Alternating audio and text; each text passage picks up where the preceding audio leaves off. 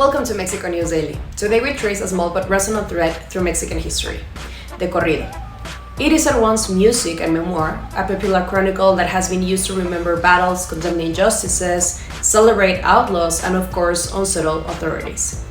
Its story reveals as much about Mexico's past as it does about its present. Esas tierras del rincón las sembra con un guaypando, se me reventó el barzón y sigue la yunta andando. Corridos perform a rare civic work. It records events for communities with limited access to print or formal archives, and it adjudicates moral judgment in song.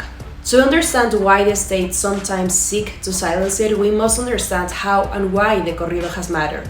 The corrido's genealogy reaches all the way back to medieval itinerant storytellers like troubadours and jugglers, those who traveled with a small stringed instrument, something like a pre-guitar, reciting 8-syllable romances about love, betrayal, violence, and historic events. That romancero landed in New Spain and hybridized with indigenous oral techniques and Afrodescendant rhythms. A couple of hundred years later, waves of German and Central European migrants landed in the northern part of the country and contributed with polkas, valses, violins, and the accordion. Slowly, across instruments and meters, a distinctively Mexican narrative music took shape.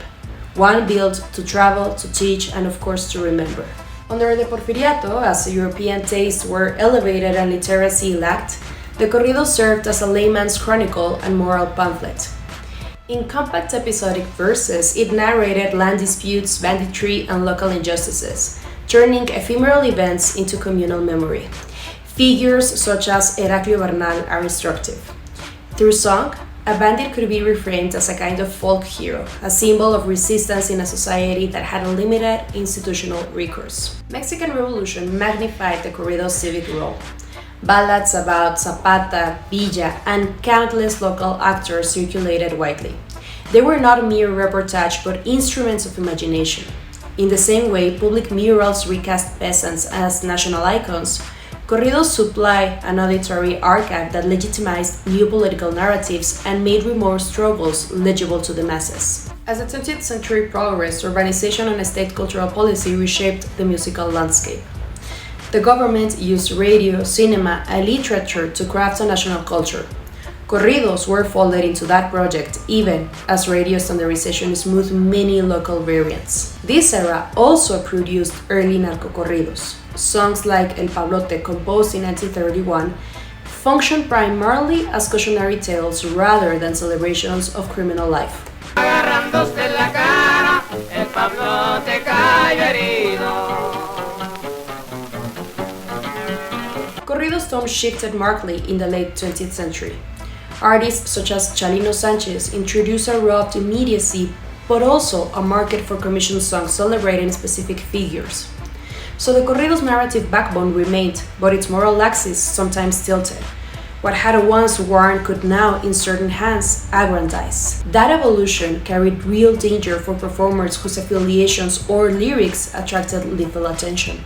A few decades later, President Felipe Calderón's militarized campaign against drug cartels deepened the corrido's entanglement with criminal ecosystems.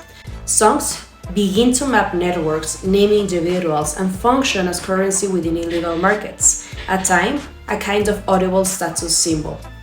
In response, broadcasters and venue operators imposed restrictions, framing them as measures of public safety. Yet, such measures do not erase the underlying narratives. Often, they displace them onto pirate radio, local circuits, and online platforms, where content can become more clandestine and, in some contexts, more operational. The digital revolution has further complicated gatekeeping.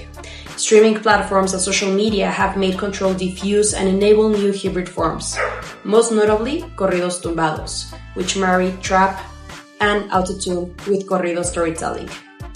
Artists such as Natanael Cano, Fuerza Regida, Junior H, and Peso Pluma, to name a few, exemplify this synthesis. Modern production techniques married to a deeply rooted narrative form. Their global reach, think of Peso Pluma with Jimmy Fallon, speaks to the corrido's adaptability and to a social landscape where stories of rapid ascent resonate amid stark inequality.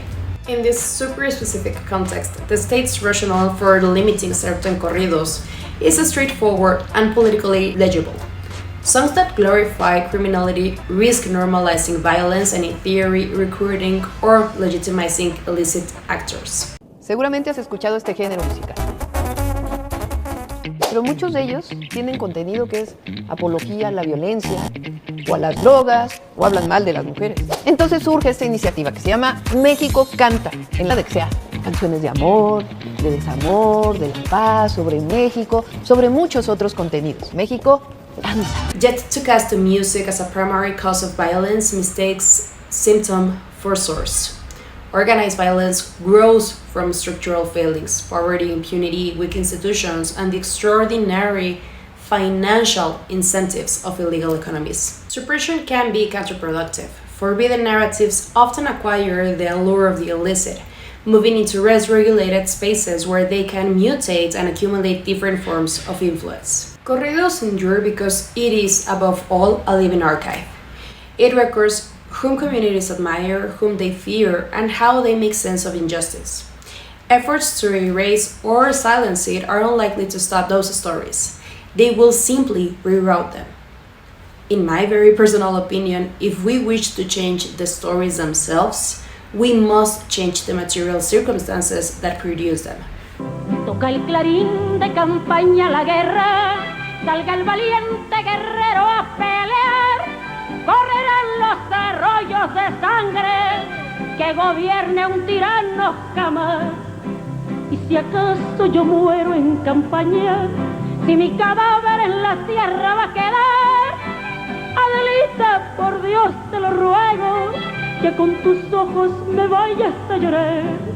Que si Adelita quisiera ser mi novia, si Adelita fuera mi mujer, le compraría un vestido de seda para llevarla a bailar.